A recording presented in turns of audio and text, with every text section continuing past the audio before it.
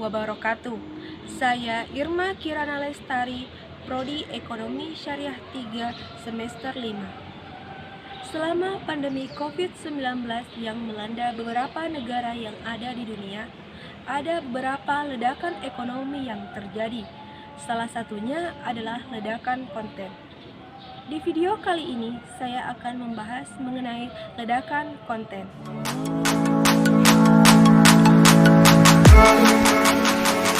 Pandemi yang masih belum berujung memorak-porandakan segala sektor, baik kesehatan, pendidikan, sosial, maupun perekonomian. Banyak hal yang menjadi imbas dari pandemi COVID-19 yang melanda Indonesia sejak bulan Maret tahun 2020. Salah satunya adalah meningkatnya jumlah pengangguran dan PHK atau pemutusan hubungan kerja. Di Indonesia sendiri, pertumbuhan jumlah pengangguran tidak sebanding dengan jumlah lapangan kerja yang tersedia.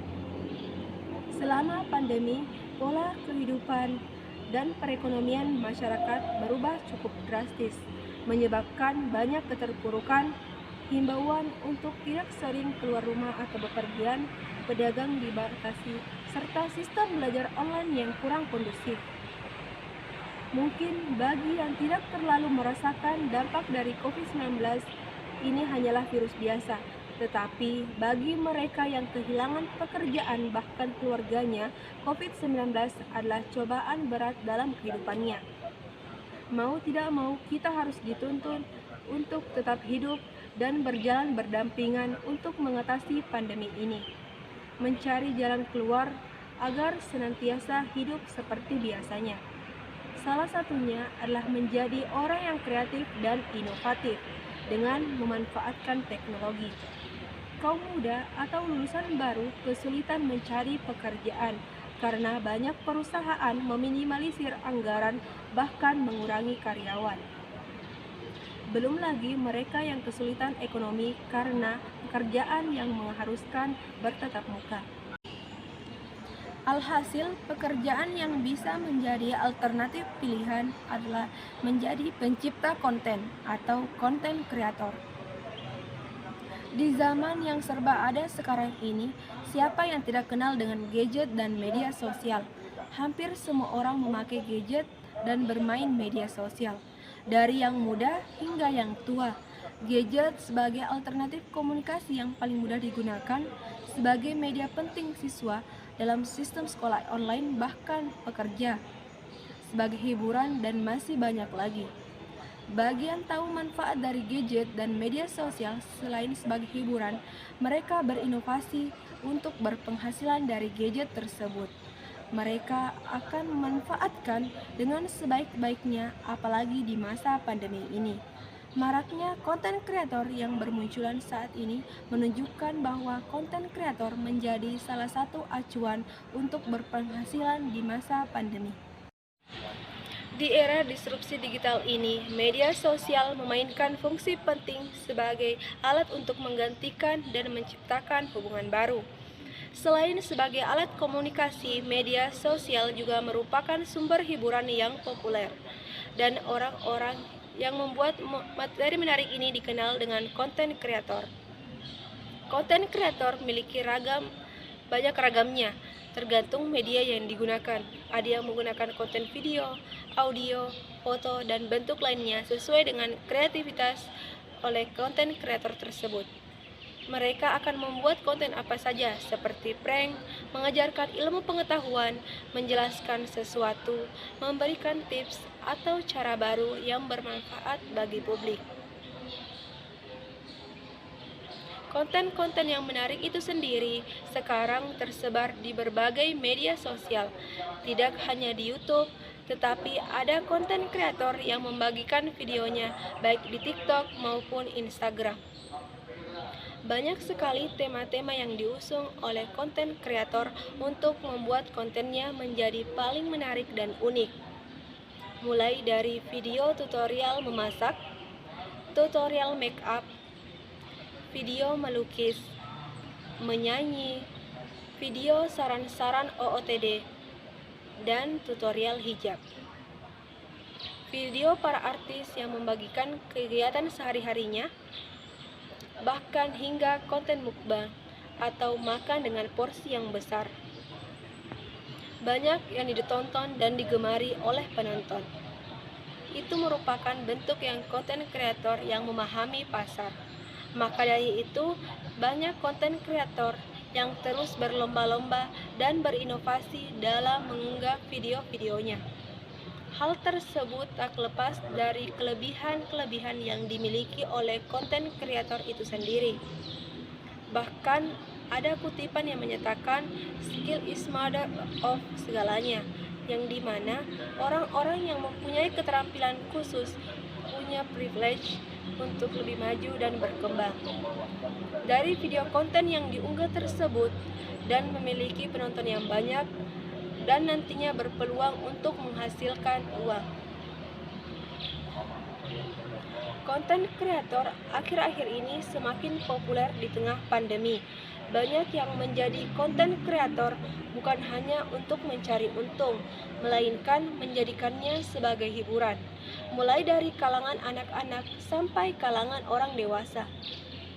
Jauh sebelum adanya pandemi COVID-19, konten kreator sudah ada, namun belum banyak yang berminat.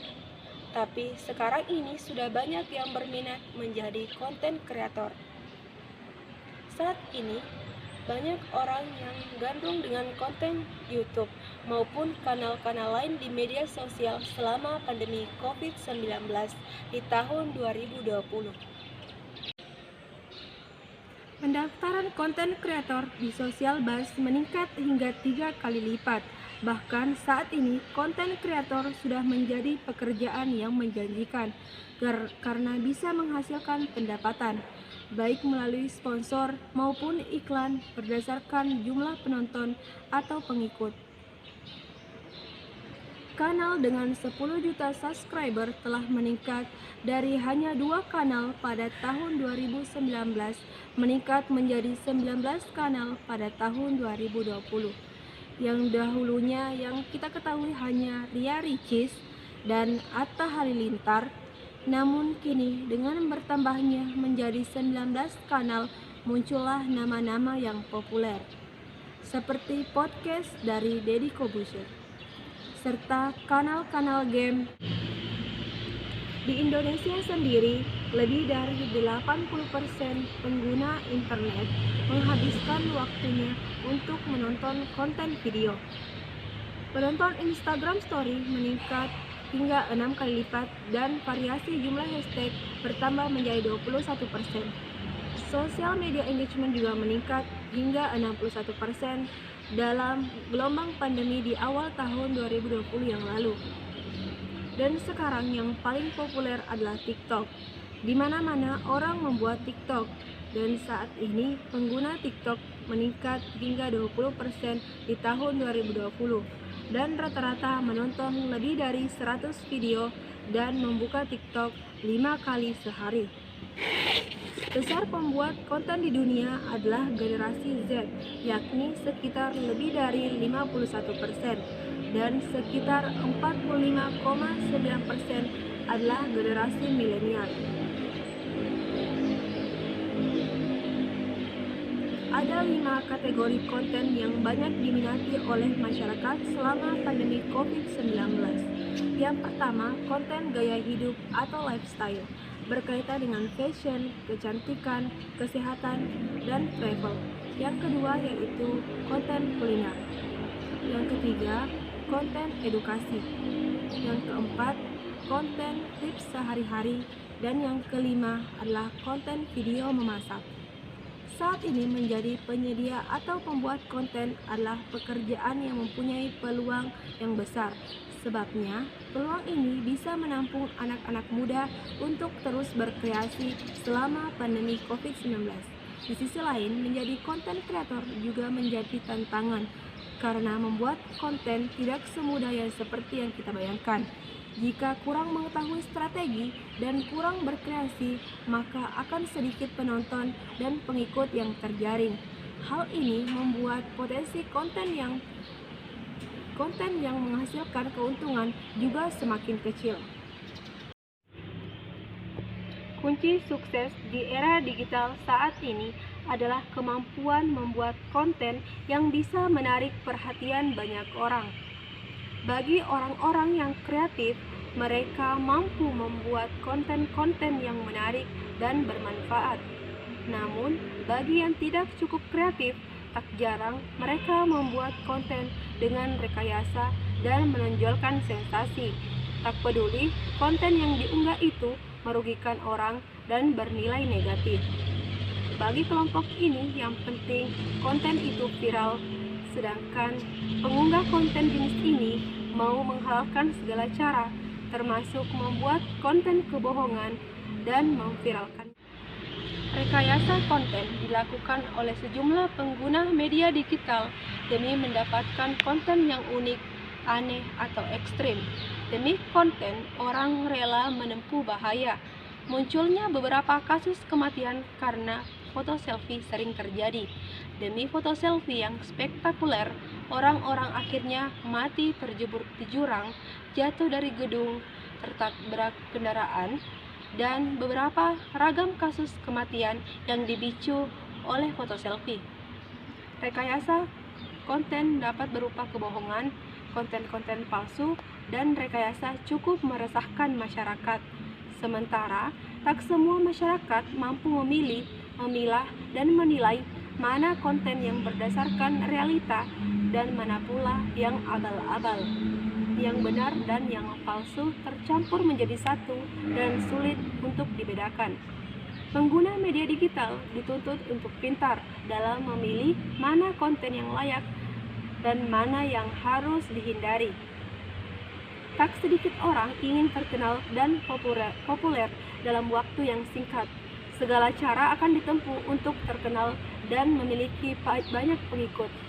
Memang benar, dengan dunia maya sejumlah orang bisa terkenal dan mendapat banyak uang dari popularitas tersebut.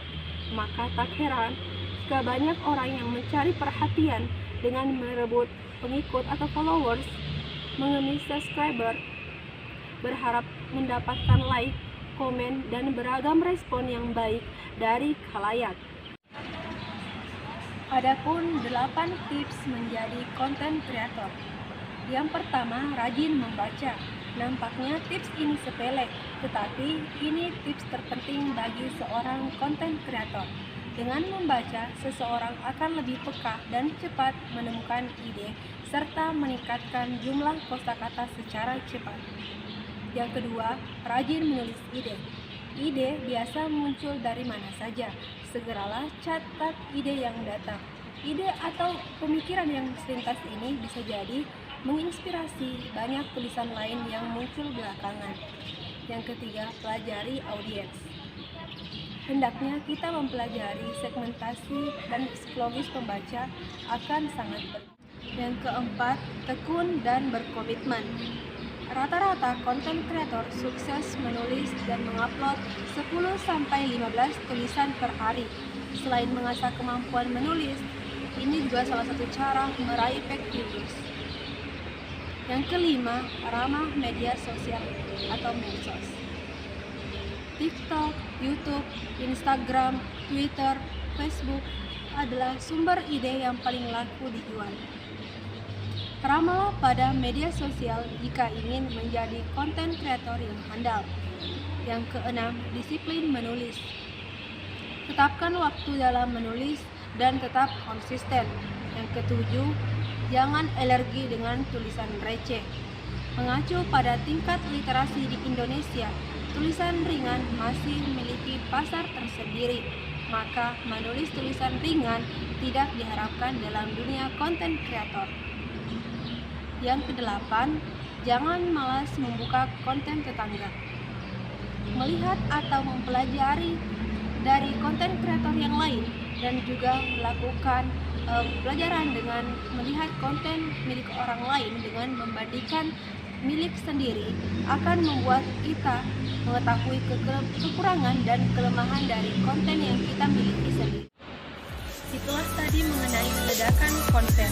Sekian dari saya. Wassalamualaikum warahmatullahi wabarakatuh.